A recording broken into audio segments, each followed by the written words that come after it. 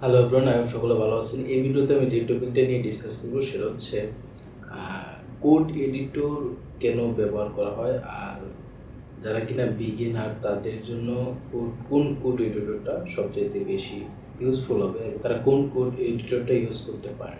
তো এই ভিডিওতে আমি সেই জিনিসগুলো তুলে ধরবো এবং আমি আপনাদেরকে দেখাবো শুধু কোড এডিটরই কেন ইউজ করা হয়, কেন আদার্স যেমন নোটপ্যাড আছে কেন এগুলো ইউজ করা হয় না, আর কোড এডিটর ইউজ করার ফলে এটার ভিতরে ফেসিলিটি কী বা সুবিধা কী কী পাওয়া যায় সেই সকল বিস্তারিত থাকবে আজকের এই ভিডিওতে।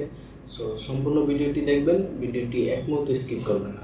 সো আপনি আমার কম্পিউটার স্ক্রিনে দেখতে পাচ্ছেন যে এইখানে বিভিন্ন ধরনের কোড এডিটর রয়েছে। সো এইখানে বিএস স্টুডিও আছে এবং অ্যানাদার অনেক ধরনের কোড এডিটর আছে। সো বিএস স্টুডিও কেন এবং এতগুলো কোড এডিটর কেন এইখানে আমি আপনাদেরকে দেখাচ্ছি। তো তার পিছনে রিজন হচ্ছে এইখানে যতগুলো কোড এডিটর আছে সেগুলোর ভিতরে সবগুলোই ফ্রি নয়, আবার সবগুলো পেইড নয়, আবার সবগুলো একই কাজে ব্যবহৃত হয় না। বিভিন্ন কোড এডিটরগুলো বিভিন্ন কাজে ব্যবহৃত হয়। তো আমি যেহেতু বিগিনারদের জন্য কথা বলছি এবং তাদের সুবিধার্থে আমি তাদেরকে একটি কোড এডিটর সাজেস্ট করব। এবং সো আপনারা আপনাদের একটি পছন্দের ব্রাউজারে চলে যাবেন, সেইখানে আপনি লিখবেন যে BS studio. So BS studio যখন লিখবেন তখন ভিজুয়াল স্টুডিও অর্থাৎ বিএস স্টুডিওর অফিসিয়াল একটা ওয়েবসাইট চলে আসবে। সো সেইখান থেকে আপনি দেখতে পারবেন যে এখানে ডাউনলোড ফর উইন্ডোজ, আপনি যদি উইন্ডোজ ইউজ করেন তাহলে উইন্ডোজের জন্য অটোমেটিক সাজেস্ট করবে, আর যদি আপনি ম্যাক কিংবা লিনাক্স যদি ইউজ করেন তাহলে সেটার জন্য এখান থেকে আপনি সেগুলো চুজ করে নিতে পারেন। সো যখন আপনি ডাউনলোডে ক্লিক করবেন, এই যে এখানে ডাউনলোড ফর উইন্ডোজ, এখানে ক্লিক করলে অটোমেটিকলি সেটা ডাউনলোড হওয়া শুরু করবে। এখানে আমি ক্লিক করলাম, দেন এখানে দেখবেন যে এই যে এখানে চলে আসছে ডাউনলোড ফাইল ইনফো, এখান থেকে আপনি ডাউনলোড করে নিতে পারেন। সো যখন আপনি এটাকে ডাউনলোড করে নেবেন তখন আপনি এটাকে যেভাবে অ্যানাদার যে অ্যাপসগুলো আছে সেগুলো যখন আপনি ইনস্টল করেন সেভাবে ঠিক নর্মালি আপনি ইনস্টল করে নেবেন। সো ইনস্টল করার পর এখানে দেখুন আপনার ভিজুয়াল স্টুডিও যে অ্যাপটি আছে ডেস্কটপের মধ্যে সেটি চলে আসবে। সো এটাকে আপনি ডাবল ক্লিক করে ওপেন করে নেবেন। ওপেন করে নেওয়ার পর এখানে যেহেতু আমি অনেকগুলো ফাইল অলরেডি রান করেছি সেহেতু এখানে এগুলো এসেছে, এই যে রিসেন্ট যে ফাইলগুলো।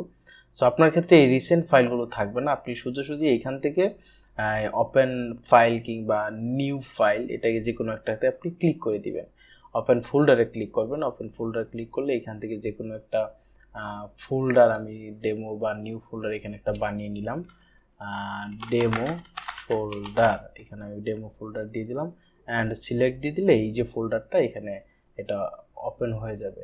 এখানে আমার একটা পপ আপ চলে আসছে, এই পপ আপটা আপনার আসলে এটাকে ইগনোর করে দিবেন। সো পপ আপটা ইগনোর করে দেওয়ার পরে এখানে দেখুন এটাকে কেটে দিবেন এবং আপনি এখান থেকে নিউ ফাইল ক্রিয়েট করে নেবেন। এই নিউ ফাইলটা কোথায় ক্রিয়েট হবে, যে ফাইলটা আপনি বানিয়েছেন এখন মাত্র যে বানিয়েছেন একটু আগে, সেই ফাইলের ভিতরে এখানে ফাইলগুলো ক্রিয়েট হবে। সো আপনি যখন ফোল্ডারটা ক্রিয়েট করবেন এবং ভিজুয়াল স্টুডিও থেকে ওপেন করে নেবেন তখন এই পর্যন্ত যখন আপনি আসবেন, এরপরে আপনাকে জানতে হবে যে প্রোগ্রামিংয়ের যেই সেক্টরটুকু আছে সেইটুকু আপনাকে অবশ্যই জানতে হবে। এখন আমি যা করতে যাচ্ছি বা আমি এখন একটি ইন্ডেক্স ডট এইচটিএমএল এরকম কিছু শব্দ ইউজ করব, যদি আপনি সেগুলো না জানেন সেগুলো মাথায় ফোর্স দেওয়ার কোনো প্রয়োজন নেই, সেগুলো আস্তে আস্তে ইন ফিউচার আপনি জেনে যাবেন এবং আমি আপনাকে দেখাবো যে আলটিমেটলি এগুলো কি এবং কিভাবে কাজ করতে হয়। এইগুলো আমি অ্যানাদার ভিডিওতে কিংবা আপনি আমার চ্যানেলে পেয়ে যাবেন যে এগুলো কি শব্দ, যারা কিনা বিগিনার।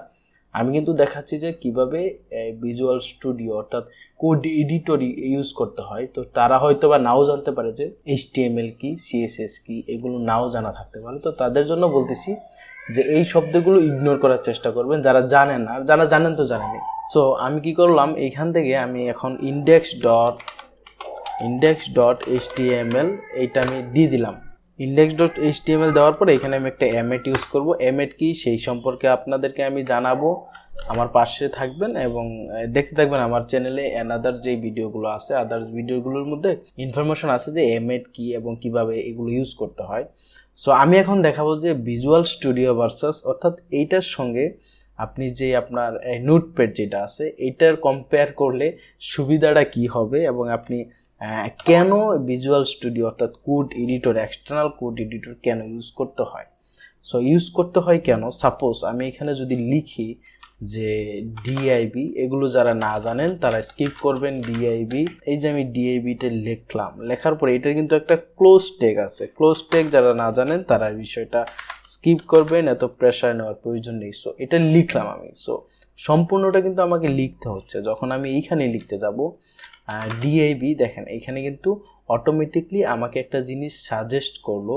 এই যে আমি যদি আমাকে কিন্তু জিনিসটা সাজেস্ট করছে, এখানে দেখুন এমএড, অর্থাৎ ভিজুয়াল স্টুডিওর মধ্যে বা যত অ্যানাদার কোড এডিটরগুলো আছে সেগুলোর মধ্যে কিন্তু এমএড থাকে। এমএড কি, যেগুলো কিনা আপনার কাজটাকে খুব স্মুথ এবং সহজ করে তোলে, অর্থাৎ শর্টকাট করে তোলে। তো এইখানে দেখুন আমিও একটা এমএড ইউজ করব, সেটা হচ্ছে এখানে যদি আমি চাপ দিই তাহলে দেখুন আগে কিন্তু আমি এখানে দিই যে এই যে দুইটা শব্দ ডিআইবি, তারপরে স্টার্ট এবং ক্লোজ টেক, দুইটাকে কিন্তু আমার নিজের হাতে লিখতে হচ্ছে। বাট এইখানে আমি শুধু একবার ডিআইবি লিখছিলাম, এই যে দেখুন আবার যদি লিখি ডিআইবি, এই যে ইন্টার চাপার সঙ্গে সঙ্গে কিন্তু এখানে এই ক্লোজিং টেকটাও কিন্তু এখানে অটোমেটিকলি চলে আসছে। সো এইটা হচ্ছে একটা মোস্ট ইম্পর্টেন্ট একটা ফেসিলিটি, অর্থাৎ যারা কিনা কোড এডিটর ইউজ করে তাদের জন্য কিন্তু খুব সুবিধা এই বিষয়টা। শুধু তাই নয়, আরো অনেক ধরনের সুবিধা আছে। সেগুলোর মধ্যে আরো একটি হচ্ছে যে দেখুন এইখানে যদি আমি আমার এই ডিআইবিটা আমি লিখলাম, লিখার পরে এখানে যদি আমি কিছু ওয়ার্ড লিখি লরেন 13, এই যে তাহলে দেখুন যে এখানে